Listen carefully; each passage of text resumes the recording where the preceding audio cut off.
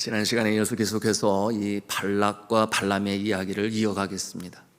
여러분, 이스라엘 백성들이 이제 약속의 땅 가나안을 눈앞에 두고 통과해야 할 땅이 있었다 그랬어요. 바로 모압 땅이었습니다. 모압 왕 발락이에요.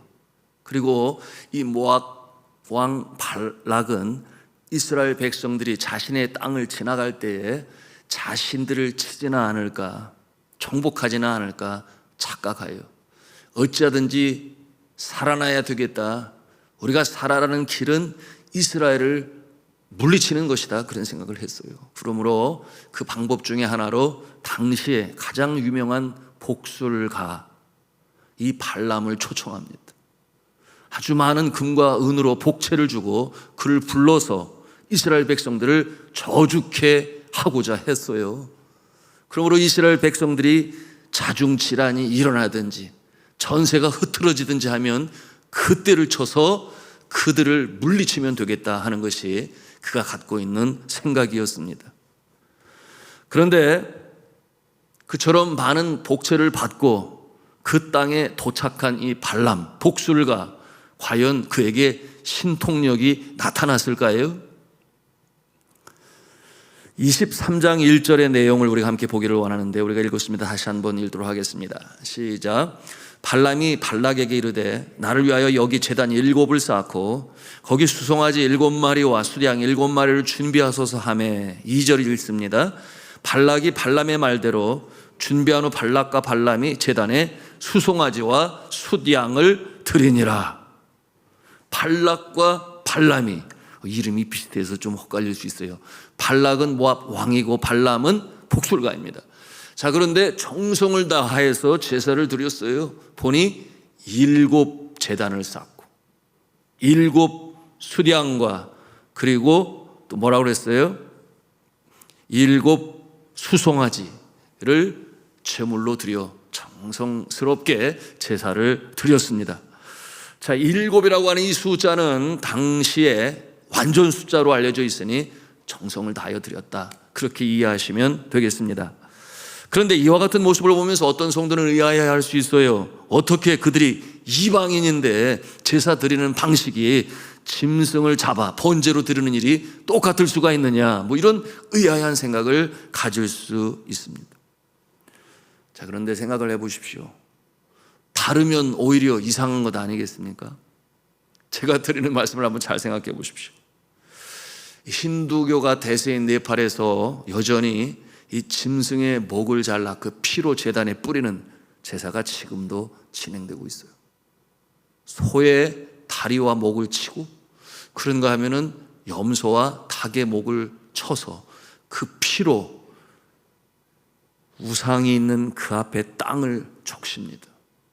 그와 같은 모습을 보면서 한국에서 오신 단기 선교팀이나 또는 성도님들이 혼란스러워해요. 어떻게 구약시대 제사 방법과 이렇게 비슷할 수가 있느냐? 왜 그렇겠습니까? 여러분, 제가 말씀을 드렸어요. 다르면 오히려 이상한 것 아니겠습니까? 여러분, 하나님께서 온 세상 만물을 창조하시고 사람을 창조하셨을 때 아담과 하와의 아들 아벨이 양을 제물로 삼아 하나님께 드렸을 때 하나님이 기뻐 받으셨다 그랬어요. 그리고 이와 같은 모습은 이후로도 계속해서 구전을 통해서 또는 성경에 기록되어 전해지게 되었으니 그것이 하나님 앞에 드리는 전통이 되었습니다. 그리고 세월이 흘러 많은 사람들이 하나님처럼 높아지자 하여 바벨탑을 쌓는 일을 했지요. 온 땅의 구음이 하나였었는데 그 모습을 하나님이 기뻐 보시지 아니하시니 언어를 서로 알아듣지 못하게 만드셨다 그랬어요. 그럼에도 불구하고 서로 알아듣는 그룹들끼리 모여 흩어지게 되었으니 온 세상에 충만하게 번성하게 하시는 것이 하나님의 뜻이었지요. 흩어지게 하셨습니다. 그리고 비록 그들이 흩어졌으나 여전히 그들이 함께 있었을 때 전통으로 내온 방법이 무엇이겠어요? 신을 숭배할 때에 바로 이 짐승의 피로 또는 번제로 신께 드리는 모습은 계속해서 유지될 수 있었던 것이니 무슨 뜻이겠습니까? 다르면 오히려 이상하다.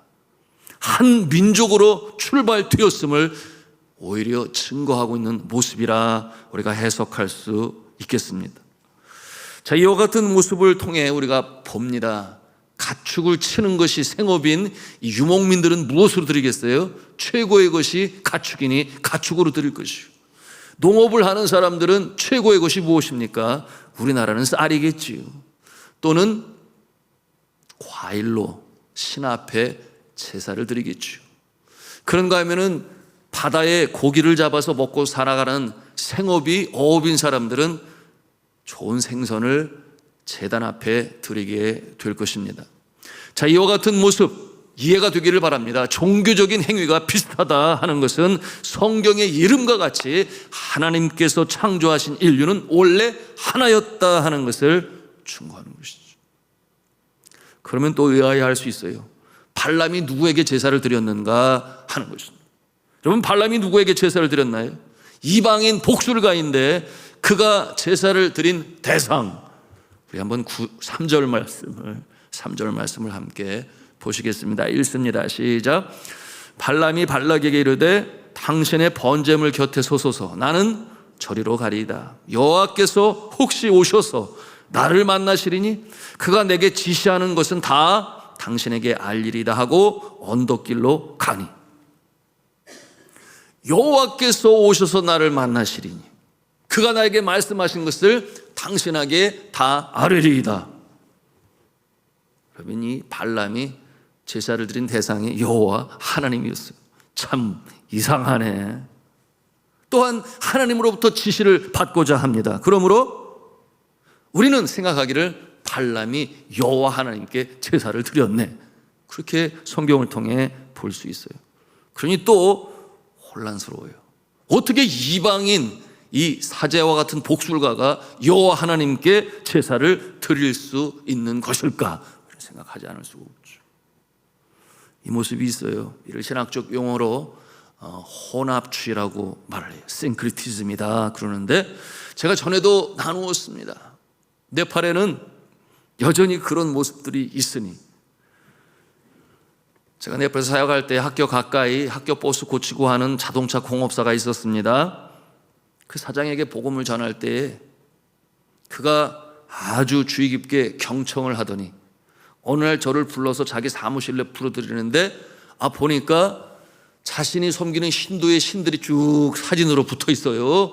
그래서 창조의 신 브라마, 보존의 신 비슈누, 파괴의 신 시바, 하여튼 신들이 있는데 맨 옆에 보니까 예수님의 사진을 어디서 구했는지 거기다 갖다 붙여놓고 자신이 매일 아침 와가지고 복을 빈다는 거예요. 근데 마지막에 예수님에게도 빈대요. 그게 잘하는 거예요? 그런데 모르니까 그렇게 하는 거죠. 그저 예수님도 자신이 섬기고 복을 비는 신 중에 하나로 예수님을 그렇게 붙여놓고, 사진을 붙여놓고, 그리고 복을 비는 모습이에요. 복이 임할까요? 하지 않아요. 왜냐하면 하나님께서 십계명에 분명히 말씀하시기를 나 외에 다른 신을 두지 말라, 분명히 그렇게 말씀하셨기 때문이죠. 그래서 그러한 성경의 가르침을 자세히 설명해주고, 그리고 기도하며 성령이 그 마음속에 역사하기를 고대했는데, 어느 날 또 불러서 쫓아 들어가 보니 세상에 앞에 있는 모든 신들 사진들이 다 없어지고 예수님만 딱 그 한 건데 있으니 감사하지요.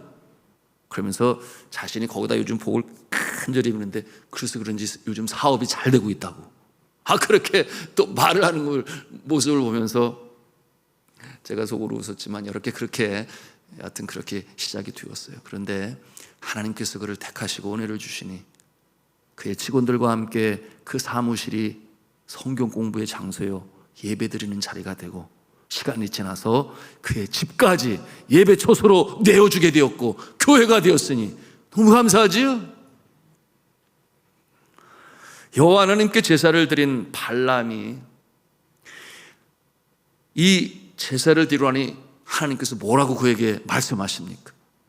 과연 이스라엘 백성을 저주해도 좋을지 괜찮을지 그가 하나님께 여쭙고 그 뜻을 알고자 했어요. 여호와 하나님의 답이 무엇인가? 5절에 보니 여호와께서 발람의 입에 말씀을 주셨다 그랬어요. 그 내용의 결론이 8절 말씀에 있는데요, 같이 보도록 하겠습니다. 같이 읽습니다. 시작. 하나님이 저주하지 않으신 자를 내가 어찌 저주하며 여호와께서 꾸짖지 않으신 자를 내가 어찌 꾸짖으랴. 이때 그 모습을 보는 발락 왕의 마음이 어떠했을까요? 세상에 그렇게 금은 보화로 복채까지 주어서 불러서 저주하라고 했더니 저주를 못하겠다 하는 것 아니겠습니까? 그러니 거기에 이 회피하지 아니한 이 발락이 어떻게 합니까? 저주를 못하겠다는 그 모습, 우리 11절 말씀 같이 보겠습니다. 읽습니다. 시작. 발락이 발람에게 이르되 그대가 어찌 내게 이같이 행하느냐? 나의 원수를 저주하라고 그대를 데려왔거늘 그대가 오히려 축복하였도다. 화가 나가지고서는 이제 이 발락이 발람을 데리고 어디로 가는가? 13절의 내용이 그것이에요. 이스라엘 백성들이 보이는 곳으로 데려가서 보여주면서 다시금 저주하게 하고자 합니다. 그리고 또다시 짐승으로 번제 제사를 드리고, 이제는 정말 저주하는가? 그가 돌아와서 하는 말이 19절과 20절에 또 어떤 모습인가요? 같이 읽겠습니다. 시작. 하나님은 사람이 아니시니 거짓말을 하지 않으시고 인생이 아니시니 후회가 없으시도다. 어찌 그 말씀하신 바를 행하지 않으시며 하신 말씀을 실행하지 않으시랴. 내가 축복할 것을 받았으니 그가 주신 복을 내가 돌이키지 않으리라. 사랑하는 성도 여러분, 오늘 이 말씀을 통해서 우리가 배우는 영적 교훈이 무엇이겠습니까?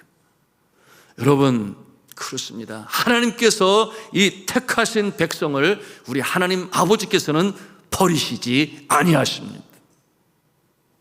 하나님께서 택하신 백성, 그들이 수치를 당하게 내버려 두시지 아니하십니다. 하나님께서는 오히려 원수의 목전에서 상을 베푸시는 하나님, 믿음의 사람들을 대적하는 자를 향하여 하나님께서 대적하시니, 여러분, 하나님께서 택하신 백성, 하나님께서 지키심을 믿으시기를 바랍니다. 오늘 말씀 23절에 뭐라고 약속을 합니까? 우리 23절 말씀 같이 또 읽겠습니다. 시작. 야곱을 해할 점술이 없고 이스라엘을 해할 복술이 없도다. 이때 야곱과 이스라엘에 대하여 논할진대 하나님께서 행하신 일이 어찌 그리 크냐 하리로다. 아멘. 야곱이 해할 점술이 없고 이스라엘을 해할 복술이 없다. 이것이 하나님께서 그의 사랑하시는 백성들을 대적들로부터, 원수로부터 보호하시는 모습이 되는 것입니다. 자, 성도 여러분, 여러분은 하나님의 자녀이심을 믿습니까? 여러분, 이 확신이 필요해요. 믿음이 필요합니다. 이 확신이 없으면 안 돼요. 이 새벽에도 기도할 때에 성령께서 여러분의 심령 가운데 이 확신을 주시기를 간절히 축복합니다. 그러므로 여러분이, 그래, 나는 하나님의 자녀야, 하나님께서 지켜 보호하시지, 주님께서 내 원수의 목전에서도 상을 베푸시지, 이 확신을 가지고 기도하시기를 주님의 이름으로 부탁합니다. 여러분, 이 믿음이 저와 여러분을 살리는 것이죠. 히브리서 11장 6절에 뭐라고 말씀했어요? 믿음이 없이는 하나님을 기쁘시게 하지 못한다 그랬어요. 그러니 하나님께 나아가는 자는 반드시 그가 계신 것과 또한 그를 찾는 자들에게 상 주시는 있음을 믿어야 할지니라, 그렇게 권면으로 말씀하고 계십니다. 이렇게 믿음은 참 중요한 것이죠. 최근에 네팔에서 사역 감당했었던 김 선교사는 아주 불같은 시련을 겪었어요. 학교 이름이 텔레비전 뉴스에 나오고 인터넷 신문과 신문상에 보도되고, 그런데 그런 내용이 긍정적인 내용이 아니라 부정적인 내용으로 말입니다. 나쁜 의도를 가지고 기자들이 수시로 학교를 찾아오고 또 취재했습니다. 그 목표는 이 기독교 학교라는 것을 온 천하에 드러내어 네팔의 주종교가 힌두교 아닙니다. 굉장히 기독교가 성장하는 것에 대해서 굉장히 예민합니다. 그러므로 힌두교, 이 국민들의 공분을 사게 하고 최종적으로 학교 운영을 멈추게 하고 나아가서는 이 김선교사를 정부 블랙리스트에 올려서 아예 네팔에 들어오지 못하도록 하려고 그야말로 온갖 구설수로 공세를 펼쳤어요. 저 안에는 그 뒷배경에 이 사탄의 역사가 있음을 알 수 있었습니다. 치열한 영적 전쟁이 일어난 것이죠. 사탄이 저와 가장 가까운 한 사람 눈을 멀게 하고 마음을 빼앗게 되니 그 마음에 욕심이 들어가서 정말 그렇게 되면은 이 학교 재산 또한 학교 부지 자동으로 이 음모를 꾸민 이 교장에게 갈 것이다. 이와 같은 생각을 갖고 이 음모를 꾸민 것이죠. 여러분, 이 긴 얘기를 어떻게 다 할 수 있겠습니까? 시간이 되면 나눌 수 있겠습니다만은 학교가 대대적으로 리모델링을 하고 코로나 이후에 다시금 회복하여 전진하려고 하니 사탄이 가만히 있지를 아니하는 거예요. 여러분, 일이 잘 되고 감사한 일이 있을 때 더욱 기도하시기 바랍니다. 그때가 희진 마음에 사탄이 틈타는 시간이에요. 이 치열한 영적 전투에서 김선교사는 영적으로나 심적으로나 너무 힘들었죠.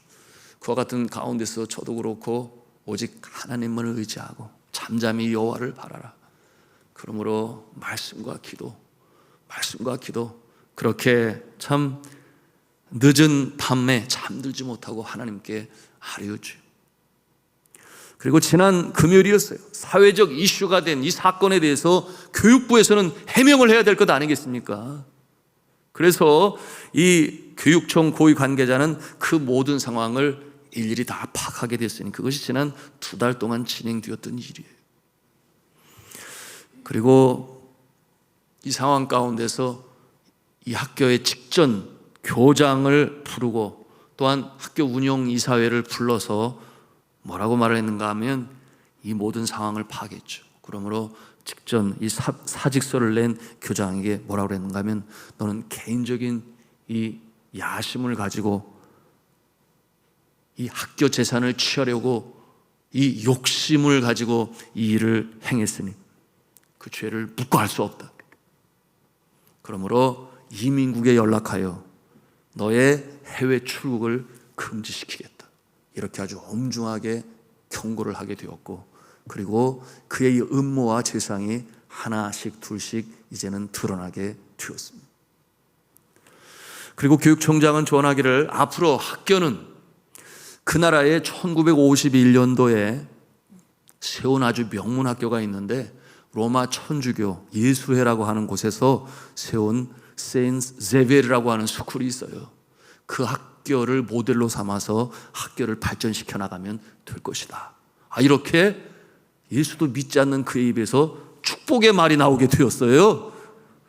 전혀 예상치 못했던 그와 같은 상황이었는데 이제는 네팔 만천하에 학교가 드러나게 되었고 그 모델은 그와 같은 모습으로 성장해 갈 것이다 라고까지 이 교육청장이 얘기하게 되었으니 오늘 말씀에 하나님을 믿지 아니하는 하나님의 자녀가 아닌 이 발람을 통해서도 그의 입술을 통해 이스라엘 백성들을 축복하는 역사가 오늘 말씀을 통해서 우리가 대하는 것과 다를 바가 없어요.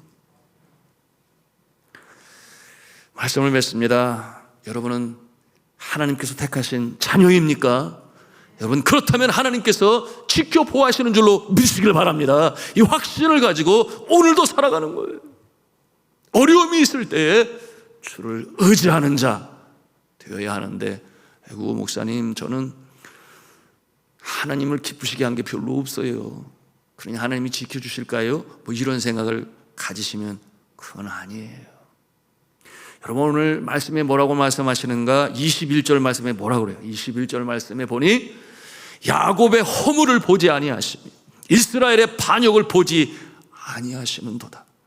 여호와 그들의 하나님이 그들과 함께 계시니 이와 같은 내용으로 말씀하십니다. 여러분 우리가 혹 잘못하였다 할지라도 주님의 마음을 아프시게 하였다 할지라도 진정으로 주님 앞에 나와 회개하고 예수 그리스도의 십자가의 보혈로 용서함을 받아 주님과의 관계가 친밀해지게 될 때에 주님께서는 그 관계를 다시금 회복시키셔서 하나님의 영광의 역사를 나타내는 줄로 믿으시길 바랍니다.